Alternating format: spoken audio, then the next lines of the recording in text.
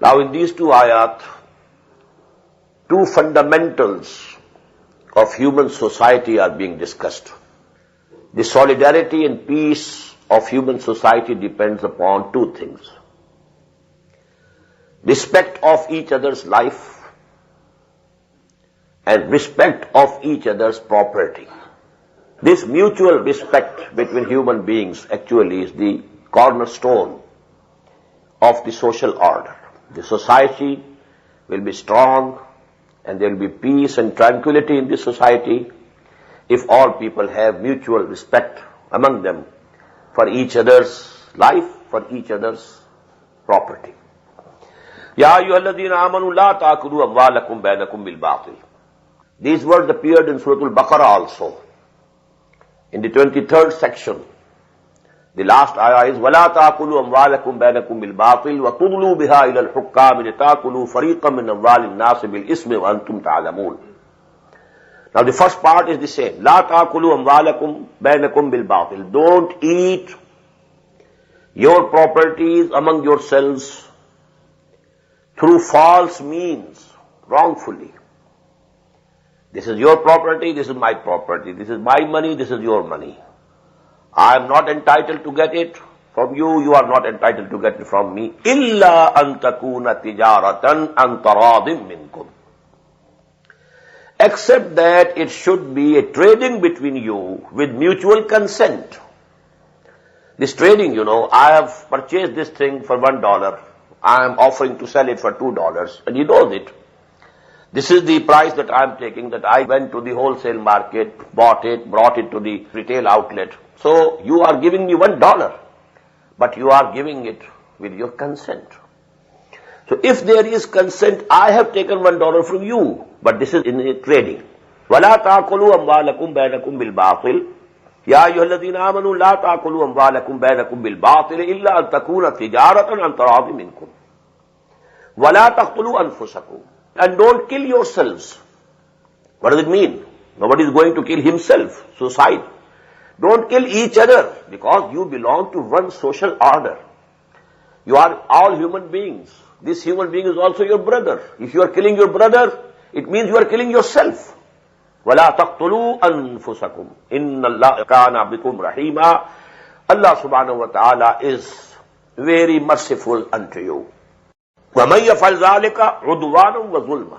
Whosoever does so, any of these two things, ظُلْمًا عُدْوَانًا, transgressively, وَظُلْمًا, and wrongfully, فَسَوْفَ نُصْلِهِ نَارًا, so soon we shall cast him into fire. وَكَانَ ذَلِكَ عَلَى اللَّهِ يَسِيرًا. And this is very easy for Allah. Don't think it's very difficult for him. He will throw you into the fire. Don't think that Allah will hesitate from throwing you into the fire, because you have committed these big crimes. Now, as you must have been feeling yourself, that although these ayat which we are studying today, they are discussing with rules of conduct, then laws relating to different aspects of human life. But the language is not very dry legal language, no. After these, a few rules are given, few instructions, and then some ayat of wisdom, admonition, education, giving you deep insight into things. What is tawbah? Now that was not something pertaining to any legal thing. That is the philosophy of deen. That is the basics of the human morality. In the same way you will find now a very basic question being discussed here about sins. That sins and contravention of the divine law is also of two types. Major sins, kabair, and smaller, minor sins, sagair. Now, there should be a balance.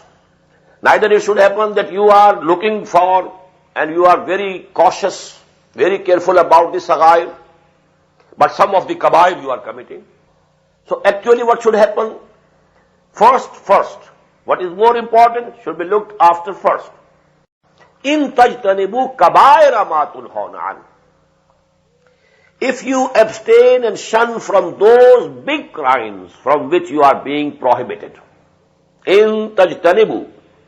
If you abstain from them, kabaira, the big sins, ma tunhauna anhu, from which you are being forbidden. Nukaffir ankum sayyiatikum. We shall acquit you of the smaller sins, the saghair. We shall pardon them. We shall condone them. وَنُدْخِلْكُمْ مُدْخَلًا كَرِيمًا, and we shall make you enter and admit you to the noble admittance, the place which is very noble and honorable. You will be admitted into the paradise. So this is the very basic thing, People looking after very careful for minor things, but they're not taking any care of the major things. Whether somebody is doing this Rafa Yadain or not, he is not doing it. So he is not saying the salah properly. But he is doing business with interest. No harm. Let it be so. So these are the things, we have reversed this ratio proportion. We have to be very careful and very watchful for the kabair. And we should be lenient about the saghair. These small things, We should have broad chests for each other. And we should accept the differences regarding those things. But about the major things, in tajtanibu kabaira ma tunhauna an, nukaffir ankum sayyiatikum. These smaller sins, discrepancies, due to the human weaknesses, Allah subhanahu wa ta'ala will condone them. وَلَا تَتَمَنَّوْا مَا فَضَّلَ اللَّهُ بِهِ بَعْضَكُمْ عَلَى بَعْضٍ. Now, the philosophy of family life is being discussed here. But the first ayah is very important. وَلَا تَتَمَنَّوْا, don't desire مَا فَضَّلَ اللَّهُ بِهِ بَعْضَكُمْ عَلَى بَعْضٍ. Don't desire, don't covet that thing with which Allah subhanahu wa ta'ala has excelled some of you over the others. Now this is a very basic rule. Allah subhanahu wa ta'ala has given me something, has given you something else. He has given wealth to somebody, given wisdom to another one, given knowledge to another one. So these are the bounties of Allah, and Allah has given something to one and another thing to someone else. Now if I am jealous why he has been given this is wrong. Don't desire, don't covet. Be contented with what Allah subhanahu wa ta'ala has given you. You should evaluate that Allah subhanahu wa ta'ala has given me this thing. Well, I should be contented with it. Now this is a preamble for what? The relationship between men and women. Allah has made men stronger than women, given them tougher bodies.